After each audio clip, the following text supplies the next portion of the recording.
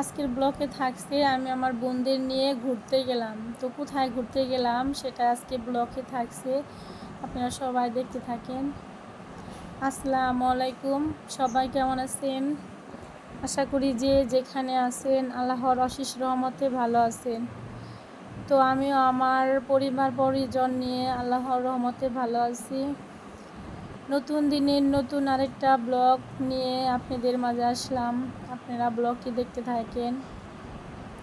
আর এই পর্যন্ত আমার যারা ব্লগটি দেখেছেন তারা একটা লাইক দিয়ে বাকিটুকু দেখেন। এই কথাটা আমি আসলে প্রতিদিনই বলি, না বললেও হয় না, কারণ আমার ভিডিওতে একদম লাইক করে না। আমি কিন্তু আপনাদের প্রত্যেকের ভিডিও দেখার আগে লাইক দিয়ে তারপরে ভিডিও দেখি, আর ভিডিও দেখি না শুধু ফুল ওয়াচ করে রেখে আসি। আমি ছেড়ে দিয়ে আমি ফুল ওয়াচ করে তারপরে ছোট্ট একটা কমেন্ট করে পরে বের হই, কিন্তু আমার ওয়াচ টাইম একদমই আসতেছে না, জানি না কী জন্য। কিন্তু আমি যে সমস্ত আপুদের ভিডিও দেখি হয়তো বা বড় বড় ভিডিও মানে কমেন্ট করতে পারি না, কিন্তু আমি ভিডিও কিন্তু ফুল ওয়াচ করে রাইখে পরে আসি। আর নতুন যারা আছেন তারা সাবস্ক্রাইব করে পাশে রাখতে পারেন, আর কমেন্টস করবেন, শেয়ার করবেন। এই তো আমি আমার খালাতো বোনের বাসায় যাব, বোনদের নিয়ে যাব। এখন ব্লগটা শুরু করেছি সকাল 10টা থেকে। সকালের নাস্তাটা আমরা করে নিয়েছি। সকালে ভাত রান্না করছিলাম, ছোটো মাছ আর শাক ভাত ছিলাম, সেগুলো দিয়ে আমরা খাবার খেয়ে নিয়েছি। দুপুরে রান্না করব না, যেহেতু এক জায়গায় যাব আমরা। আর আমি বাসাটা পরিষ্কার করে নিলাম। বাসাটা পরিষ্কার করে না নিলে দেখা যায় এক জায়গায় থেকে আইসে নে, তখন শরীরটা একদম ক্লান্ত থাকে, খারাপ লাগে। তখন আরও বাসা নোংরা থাকলে খারাপ লাগে, মানে মেজাজ আরও খিটখিটে লাগে। এই জন্য বাসাটা আমি প্রথমে পরিষ্কার করে নিলাম। আমার নিজের বাচ্চা আর আমার বোনদের বাচ্চা সব মিলে বাসাটা প্রচুর নোংরা ছিল। এখন আমি পরিষ্কার করে নিই, এখন বাচ্চা কাচ্চাদের গোসল করিয়ে দিব, তারপরে বের হয়ে যাব আমার খালাতো বোনের বাসায়। আর খালাতো বোনের বাসায় যাব, আমার খালাতো বোন কিন্তু জানে না আমি তাদের বাসায় আজকে যাব। আমি হঠাৎ করে যাব, যেহেতু আমার বোনেরা আসছে, অনেক দিন ধরে যাওয়া হয় না। আমার খালাতো বোন অনেক যাইতে বলে, কিন্তু আমরা যাই না। বাচ্চা কাচ্চা নিয়ে আসলেও বের হতে মন চায় না, যাওয়া হয় না ওরকম। আর ভাবছি যেহেতু আমার বোনেরা আসছে তাহলে এখন আর কি যাওয়া যায়। ছোটো বাচ্চা নিয়ে, আরও 3টা বাচ্চা নিয়ে কোথাও বের হতে গেলে অনেক সময়ের ব্যাপার, অনেক সময় লাগে। দেখা যায় রেডি হইতেই অনেক সময় লাগে, গোছগাছ করে বের হতেই। এই জন্য আমি আসলে কোথাও যাই না। আর বোনেরা আসছে এই জন্য ভাবছি তাহলে ওদেরও দেখা হবে, আমিও যাই। আমার বাসা থেকে ওর বাসাটা বেশি দূর না, আধা ঘন্টা লাগে, তারপরেও বেশি যাওয়া হয় না, যাই না আমি।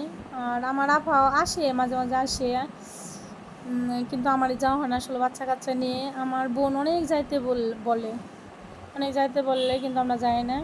এই তো আমরা আসলে রেডি হয়ে গেছি। আমার বড় বোন, আমার মেজো বোন আর আমি আর বাচ্চা কাচ্চারা নিয়ে সবাই মানে বের হয়ে গেছি।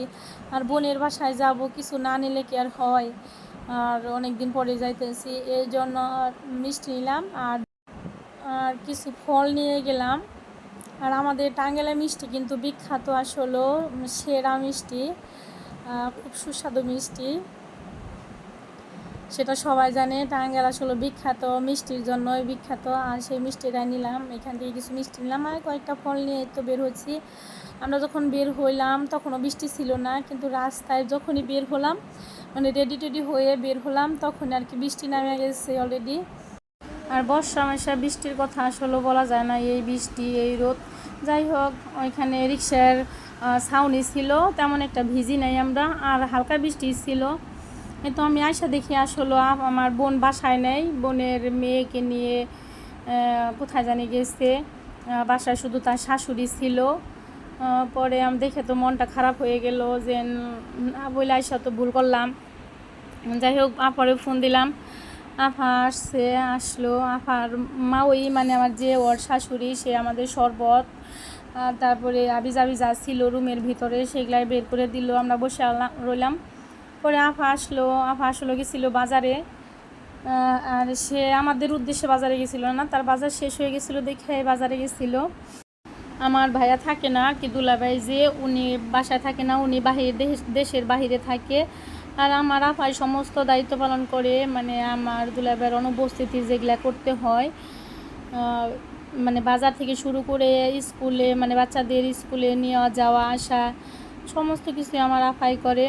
আর এদিকে আমার ছেলেটা আসলে শুয়ে পড়েছে, গরম ছিল, আবার রোদ উঠে গেছে, প্রচণ্ড গরম, কারেন্ট ছিল না। পরে ওকে ওইখানে ঘুমিয়ে দিয়ে আমি বাসাটা একটু ঘুরে দেখলাম। মাশাআল্লাহ ওদের বাসাটা ভালোই রকম বড়, অনেকটাই বড়, 2টা রুম, একটা বাথরুম, ভালোই অনেক সুন্দর বাসা একটা। আর আমার আপুটা রান্না করতেছে, আমার বোন যে খালাতো বোন ও রান্না করতেছে। এখানে রাইস কুকার, ওদের বাসা আসলে লাইন গ্যাস নেয়, ওরা সিলিন্ডারে রান্না করে। আর প্রেশার কুকারে মাংসটা বসায় দিয়েছে, আর রাইস কুকারে ভাত দিয়ে দিব। যেহেতু আমাদের আসছি না বলে আসছি, আর সময় হয়ে গেছে, অনেকটাই সময় হয়ে গেছে, প্রায় 12:30টার মতো বেজে গেছে। ও তাড়াহুড়া করে আর কি সমস্ত কিছু অ্যারেঞ্জ করতেছে যতটুকুই পারতেছে। মাশাআল্লাহ আমার খালাতো বোনটা অনেক ভালো, অনেক অনেক ভালো, আমাদের খুব আদর করে, কিন্তু আসলে যাওয়া হয় না, তেমন একটা যাওয়া হয় না, ওরাও আসে না বেশি। আসলে একটা সম্পর্ক যতই ভালো থাকুক না কেন, যদি যাতায়াত না থাকে সেই সম্পর্কটাও মরিচা পড়ে যায়। আমার আর আপার বাসা কিন্তু তেমন একটা ডিফারেন্স না, আধা ঘন্টা ডিফারেন্স, কিন্তু আমি বাচ্চা কাচ্চা নিয়ে আসলে বের হতে পারি না, এই জন্য বেশি যাওয়াও হয় না। শুধু ফোনে কথা বলা হয়, সবার সাথে ফোনে কথা বলা হয়। এদিকে এখন বাজে দুপুর 2টার মতো বাজে, আমরা খেতে বসেছি। আসলে বাচ্চাদের খাওয়াই দিতেছিলাম আর আমার ছেলে মেয়েকে খাওয়াই দিতেছিলাম, ওরা খায় নাই, প্লেটে রেখে দিয়েছে। আর ওই প্লেটে আমি কয়টা ভাত নিয়ে, আমার মেজো বোন যে দেখেন ওর বসার কি খাওয়ার স্টাইল, কি গ্রামের মানুষ যেটাকে বলে, খেয়ে নিলাম। আমরা ওইখানে একাত্র বসে আসলে সবাই খেয়ে নিলাম। এটা আমাদের মা ওই, আর আমার ছেলেটা তো লেবু খাচ্ছিল, আর লেবু তো খাচ্ছিল না, মনে হয় অরেঞ্জ খাচ্ছিল, মনে হয় খুব মিষ্টি এরকম কিছু খাচ্ছিল। আর খাওয়া দাওয়া শেষ করে, দুপুরে খাওয়া দাওয়া শেষ করে ওইখানে ভালো বেশ কিছুক্ষণ ছিলাম। আমরা যে মিষ্টিটা নিলাম, সেই মিষ্টিটা কি সবাইকে দিল, আমার মেয়েটাকেও দিলাম ওইখানে। আর আমার মা ওই যে মা ওই মা আমার, সেই মা ওই মার কি পান বানিয়ে দিতেছে। আর কার কার পান খেতে ভালো লাগে খাওয়া দাওয়ার পরে অবশ্যই কমেন্ট করে জানাবেন। আমার খালাতো বোন কিন্তু পান খায়, ও অনেক পান মানে ওর বয়স একদম ইয়াং, কিন্তু ও প্রচুর পান খায়। আর ওর পানের হাঁড়িটা, আর ওই মা আমাদের সবাইকে একটা একটা পানের খিলি করে বানিয়ে দিতেছিল। ওইখানে খাওয়া দাওয়া শেষ করে এখন একদম বিকেল হয়ে গেছে, আমরা তো বের হয়ে আসলাম। ওর আপা অনেক থাকতে বললো, কিন্তু আমরা থাকি নাই। ওই মাও বললো যে থাকো, কিন্তু আমরা থাকি নাই। আর আমার বোনে আমাদের কিছু লেবু আর ওদের বাড়িতে থেকে আনা কিছু কলা দিয়ে দিল। আর আমি বাসায় এসে পড়লাম। আর এই পর্যন্ত যারা আমার ভিডিওটা দেখছেন তাদেরকে অসংখ্য ধন্যবাদ। আল্লাহ হাফেজ।